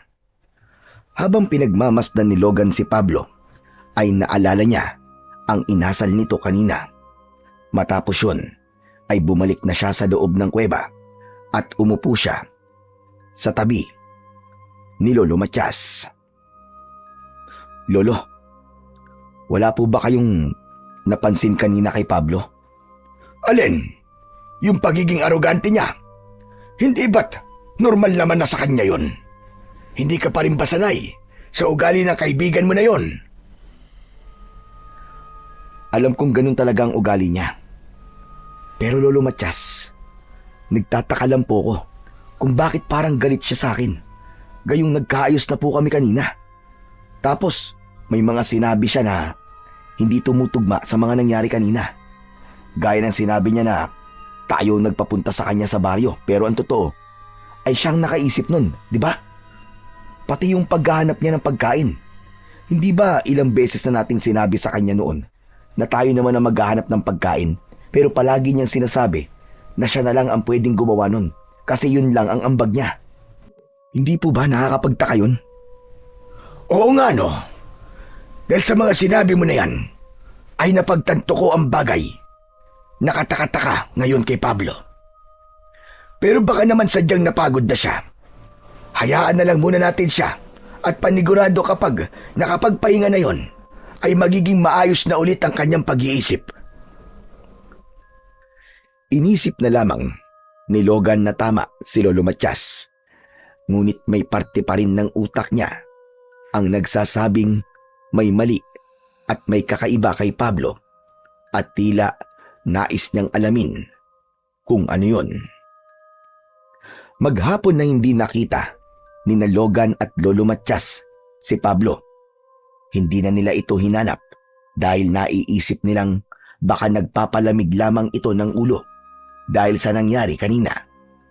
Itinuon na lamang ni Logan ang kanyang sarili sa pag-iensayo. Nang matapos na siya, ay nilapitan niya si Lolo Matias na nakaupo sa bukana ng gubat. Lolo, Kanina pa po wala si Pablo ah. Sana kaya nagpunta yun? ay nako. Ewan ko ba sa kaibigan mo na yon. Ang mabuti pa siguro ay hanapin ko na siya at malapit ng dumilim. Teka, ako na lang po. Ako na maghahanap sa kanya. Dito na lang po kayo. Sigurado ka ba? Hindi ba't pagod ka dahil kakatapos mo lang na magsanay? Kaya ko pa po, Lolo Matias. Sanay na po ang katawan ko sa pagod. Abay sige, ikaw na maghanap kay Pablo at ako na lang muna ang maghanap ng pagkain natin para mamaya. Mag-iingat ka, Logan. Kayo rin po. Aalis na po ako, Lolo Matias. Tinaak ni Logan ang direksyon kung saan niya nakita na pumunta kanina si Pablo. Makalipas ang ilang minutong paghahanap kay Pablo, ay bigo pa rin siyang makita ito. Hanggang sa bigla na lang bumalik ang pakiramdam niya na may mali kay Pablo. Napahinto siya sa paglalakad upang makapag-isip ng maayos. Hindi. Nakapagtataka talaga kung bakit bigla na lang naging ganun ang ugali ni Pablo. Ayos na kami. Ang ganda pa ng pag-uusap namin. Tapos bigla na naman siyang bumalik sa dati niyang ugali. May nangyari kaya habang naroon siya sa baryo kanina? Patuloy na nag-isip si Logan hanggang sa naisip niya na magtungo sa kanilang baryo. Hindi niya alam kung bakit kailangan niyang magtungo roon, pero tila may boses na nagsasabi na kailangan niya roon bumalik dahil doon niya malalaman ang kasagutan sa mga tanong na gumugulo sa kanyang isipan. Mag-isang naglakad si Logan papunta sa kanilang baryo. Minsan ay tumatakbo siya para mas maging mabilis na makarating siya roon. Kapag nakakaramdam na siya ng pagod, ay saka lang siya muling naglalakad. Gabi na nang makarating si Logan sa bukana ng gubat. Umikot siya sa gilid ng baryo at nagpunta siya sa tabi ng liwasan. Nagtago siya sa likod ng isang puno at doon niya nakita ang mga taong nakakulong doon. May nakapalibot na mga kawayan sa paligid ng liwasan at yun ang nagsisilbing harang upang hindi makalabas ang mga taong nakakulong roon. Nakakaawa naman sila. Halatang hindi sila pinapakain ng maayos. Inisa-isang tignan ni Logan ang mga taong nakakulong sa liwasan. Bigla siyang nanlamig nang makita niya na isa sa mga nakakulong doon ay si Pablo. Nakasandal yun sa harang na kawayan. Puno yun ng sugat sa katawan at bakas sa muka. Ang labis na panghihina. Anak nang, kaya naman pala hindi na siya nakabalik kasi nahuli siya ng mga aswang. Ano naman kayang ginawa niya at nahuli siya? Hindi talaga siya nag-iingat kahit kailan. Tinignan ni Logan ng mabuti ang paligid. Wala siyang nakitang kahit isang aswang na nagbabantay sa kulungan. Marahil ay masyado ng tiwala ang mga aswang na walang mangangahas na tumakas sa mga taong naroon dahil sa labis na takot. Isang malalim na paghinga ang pinakawalan ni Logan bago siya nagsimulang maglakad ng tahimik palapit sa gilid ng kulungan. Nang may mga taong nakakita sa kanya, ay agad siyang sumenyas na huwag maingay ang mga ito. Nakuha naman agad ng mga tao ang ibig niyang sabihin, kaya walang kahit isa ang nag-ingay. Lumapit si Logan sa tabi ni Pablo.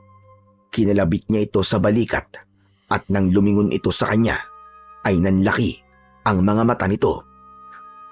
Logan, salamat naman sa Diyos at pumunta ka rito. Huwag kang maingay. Baka mamaya may aswang na makarinig sa atin eh. Ano ba nangyari? Paano ka nahuli ng mga aswang? Nahuli nila ako nung nagpunta tayo rito kaninang umaga sa baryo. Ano? Teka. Paano nangyari yun? Kasama ka pa naming umalis dito kanina. Hindi ako ang kasama niyong umalis kanina, kundi si Draco. Hindi ko alam kung paano niya nagawa yun pero kinopya niya ang itsura ko. Pesteng aswang yun. Marunong na siyang manggaya ng anyo ngayon. Kahit nga yata hayop, kaya niyang gayahin eh. Anak nang, kung ganun, si Draco ang kasama namin ni Lolo Matias kanina pa. Kaya pala iba ang ugali mo. Parang galit na galit ka sa akin. Kahit na nagkaayos sa tayo. Humingi kasi si Draco ng impormasyon tungkol sa akin para maging epektibo ang pagpapanggap niya. Sinadya ko namang sabihin na galit ako sa'yo para magtaka ka kung bakit ganun ang pakikitungo ko sa'yo. Salamat naman at napansin mo yun dahil alam kong yun ang dahilan kung bakit ka nandito ngayon. Tama ka, Pablo. Pero si Lolo Matias, mag-isa lang siya sa kuweba. Baka kung ano na nangyayari sa kanya dahil nandun si Draco. Bumalik ka na muna ron, Logan. Iligtas mo muna si Lolo Matias. Ayos lang kami rito. Sige na, bilisan mo na. Ang sabi niya sa akin ay balak niya kayong patayin ni Lolo ngayong gabi. Hindi na nga nagsayang ng oras si Logan at mabilis siyang tumakbo pabalik sa kuweba ng kadiliman. Kulang na lang ay lumipad siya sa labis na pagmamadali. Hindi niya lubos maisip na nagawa silang maisahan ni Draco. Walang niya ka! Napakatuso mo talaga, Draco! Subukan mo lang na may gawing hindi maganda kay Lolo Matias. Makikita mo kung sino talaga ako! Matapos ang halos isang oras, ay patuloy pa ring tumatakbo si Logan. Tila hindi siya nakakaramdam ng pagod dahil ang tanging nasa isip niya ng mga oras na yon ay ang kaligtasan ni Lolo Matias. Malapit na siya sa kuweba ng kadiliman nang mapahinto siya dahil nakita niya si Lolo Matias sa kanyang unahan. Habol ang paghinga na lumapit si Logan sa matanda at hinawakan niya ang magkabilaan nitong balikat. Lolo Matias, kumusta po kayo? Hindi po ba kayo sinaktan ni Draco? Ano ba sinasabi mo?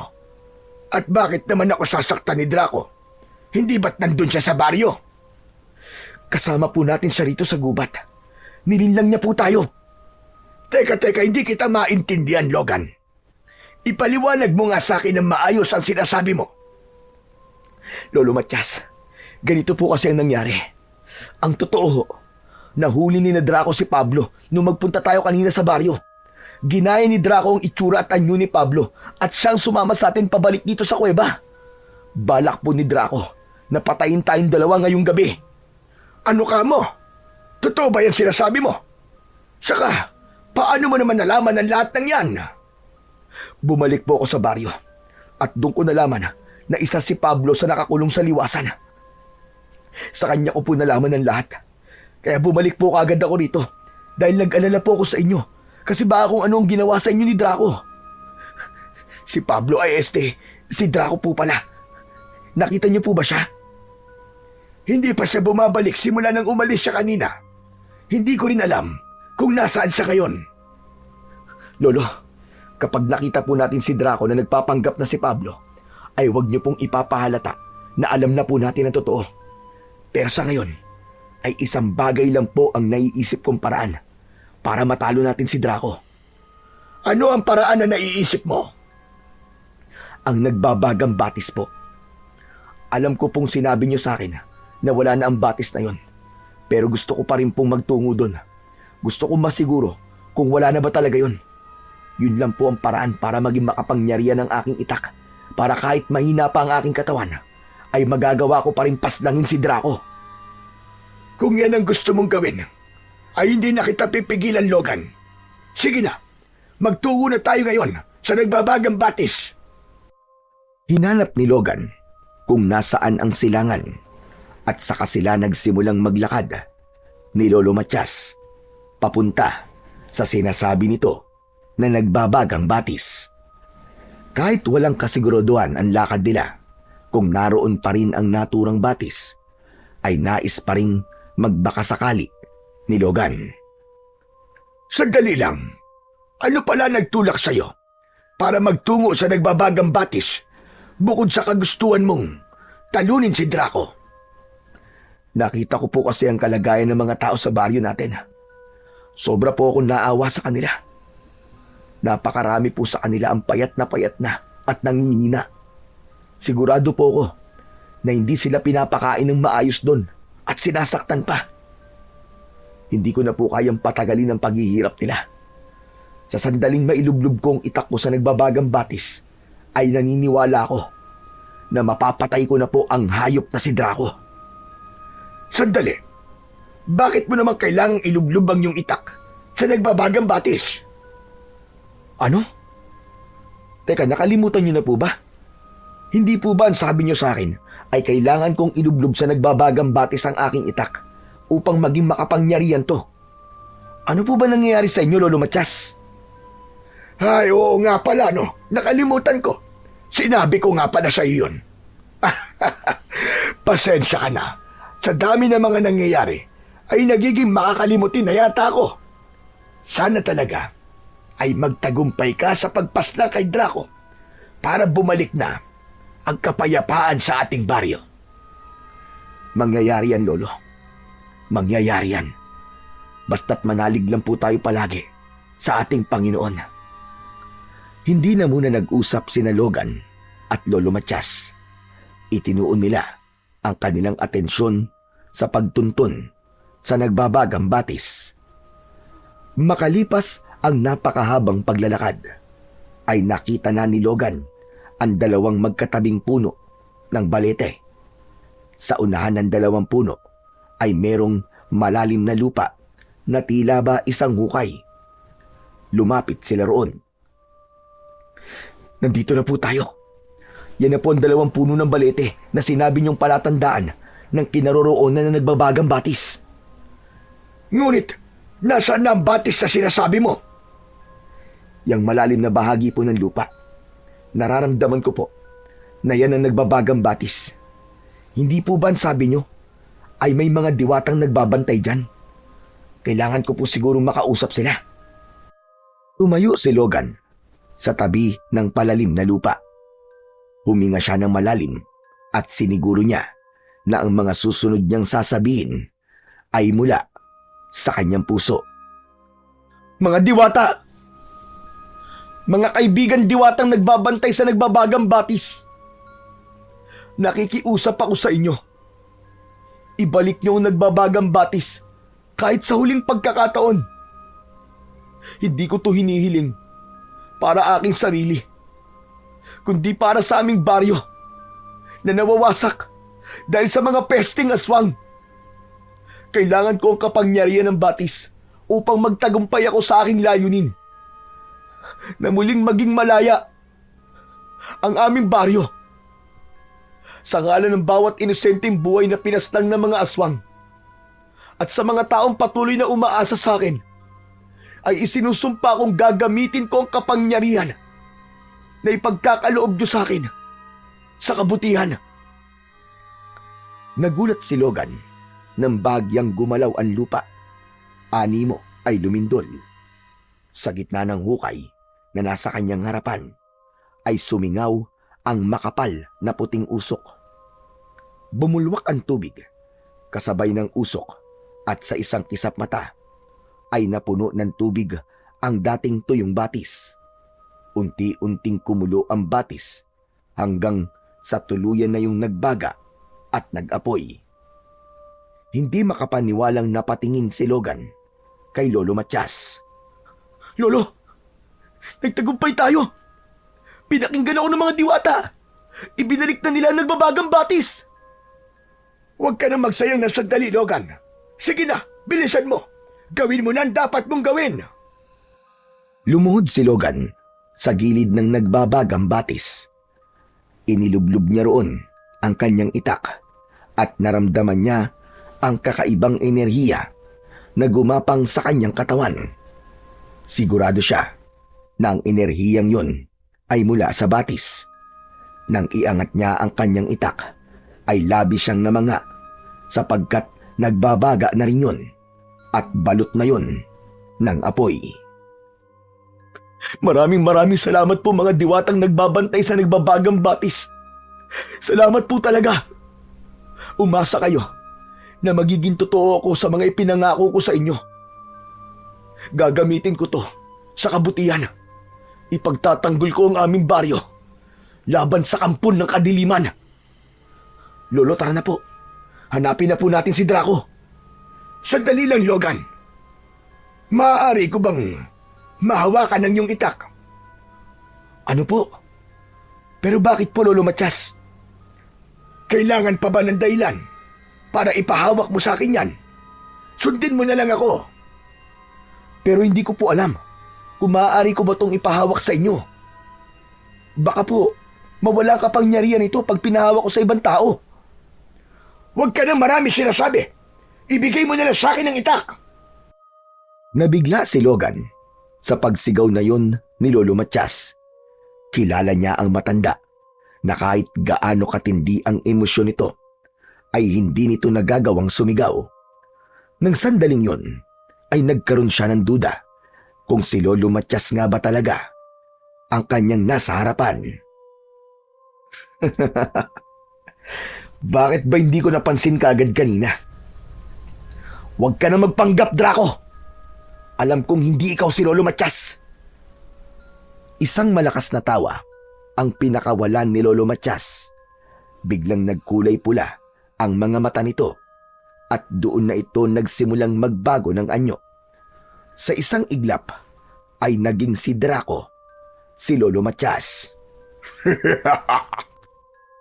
Ngayon, ibigay mo na sa akin ang iyong itak. Magagamit ko yan sa aking pakikipaglaban. Huwag kang mag-alala. Dahil kapag ipinagkaloob mo yan sa akin, ay pakakawalan ko na ang mga tao sa inyong baryo. Hindi ako tanga para maniwala sa mga sinasabi mo. Humanda ka. Dahil katapusan mo na, Draco! Biglang sumugod si Draco. Tinaga ito ni Logan, pero mabilis na nakaiwas ang aswang. Nagpalitan sila ng pag-atake hanggang sa isang malalim na hiwa ang tumama sa dibdib ni Draco. Sumirit ang maitim na dugo nito, ngunit hindi pa rin ito bumagsak. Bagkus ay lalo pa itong nagngalit at tumitig ng masama kay Logan. Umatras ng bahagya si Draco. Hindi ako nagpakahirap para makatakas sa kuweba ng kadiliman para lang mapatay ng isang kagaya mo. Ang pamilya mo ang matagal ng tinik sa aking lalamunan, kaya sisiguraduhin ko na kahit may makapangyarihan kang itak, ay hindi ka magtatagumpay na paslangin ako. At hindi rin ako papayag na hindi kita mapapaslang bago sumikat ang araw. Sandali lang. Hindi ba't nang nilublob mo yung itak mo sa nagbabagang batis ay naging makapangyarihan ito? Ano kaya ang mangyayari kung ako mismo ang lumublob sa batis? Anong sinasabi mo? Marahil kapag ginawa ko yun, ay mas magiging malakas at makapangyarihan ako. Ako na ang hihirangin na pinakakinatatakutang aswang sa balat ng lupa. At kahit ang itak na hawak mo, ay hindi ako magagawang patayin. Nababaliw ka ng hayop ka. Oo, baliw ako. Baliw na baliw ako sa kapangyarihan. Ngayon, tignan natin kung magagawa mo pa akong patayin sa aking gagawin. Nagimbal si Logan nang biglang tumalon si Draco sa nagbabagang batis. Mabilis itong nilamon ng batis at napatulala siya ng ilang segundo sa ginawang yun ni Draco. Biglang kinabahan si Logan. Naisip niya na kung magiging mas malakas nga si Draco, ibig sabihin ay wala na silang magiging laban dito kahit ano pang makapangyarihang sandata ang kanilang gamitin. Nang sandaling yun ay dumating na si Lolo Matias. Sabi ko na nga ba at nandito ka? Diyos ko, ano ito? Ang nagbabagang batis, bumalik na! Lolo, ginaya po kayo ni Draco. Akala ko po ay kayo siyang. Ano ka mo? Mahabang kwento po. Pero sa ngayon, ay inilublob po ni Draco ang sarili niya sa nagbabagang batis. Ang sabi niya ay magiging makapangyarihan daw siya kapag ginawa niya yon. Napatingin sina Logan at Lolo Matias sa batis. Nang mula roon, ay unti-unting umahon si Draco. May nakakatakot na ngising nakapaskil sa mukha ng aswang. Tumayo si Draco sa gilid ng nagbabagang batis. Nararamdaman ko na. Nararamdaman ko na ang kapangyarihan na ipinagkaloob sa akin ng batis. Ngayon, humanda kayong dalawa. Dahil katapusan nyo na! Nagsimulang humakbang si Draco, papalapit kina Logan at Lolo Matias. Lolo, sige na po. Umalis na kayo. Ako na ang bahala sa kanya. Ako ang haharap sa kanya. Hindi! Hindi kita iiwan. Dalawa tayong haharap sa kanya at papatay.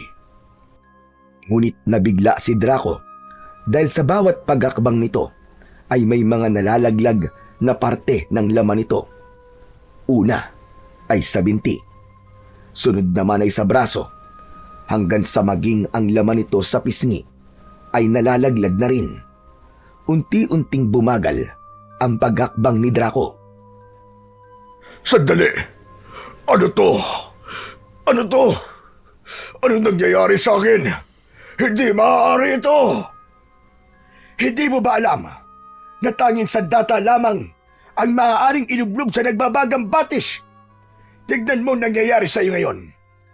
Dahil sa kasakiman mo, sa kapangyarihan, ikaw mismo ang nagtulak sa sarili mo, sa iyong kamatayan. Sinubukan pan lumapit ni Draco kina Logan, pero biglang nagliyab ang katawan nito. Umalingaw-ngaw ang sigaw ni Draco sa buong kagubatan. Maya-maya pa ay bumagsak na ito sa lupa habang patuloy yung nilalamon ng galit na apoy. Lolo, nagtagumpay tayo. Wala na. Patay na po si Draco. Tama ka. Nagtagumpay tayo.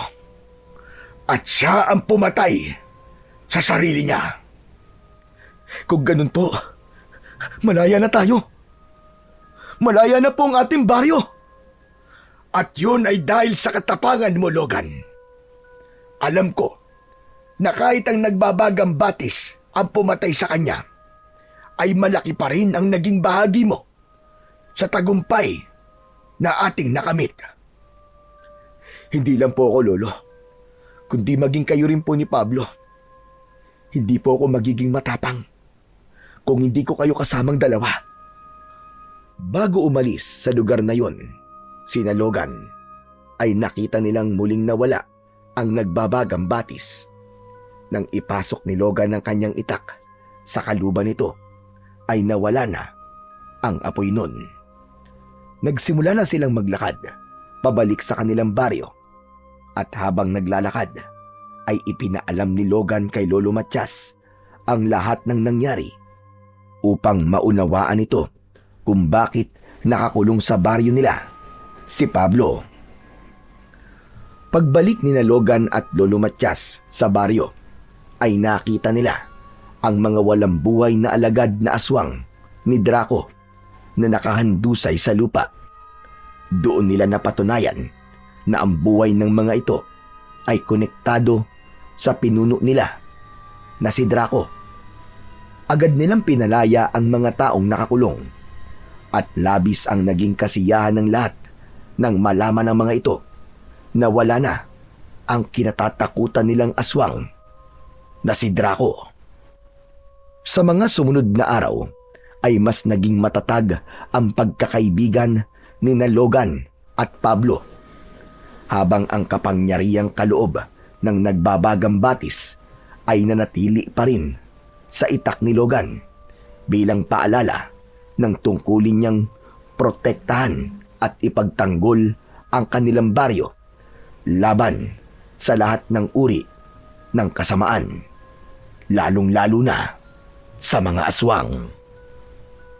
Nang dahil sa mga nangyari, ay mas tumindi ang paniniwala ni Logan na hindi kailanman magtatagumpay ang kadiliman hanggat may mga handang lumaban para sa liwanag at kabutihan.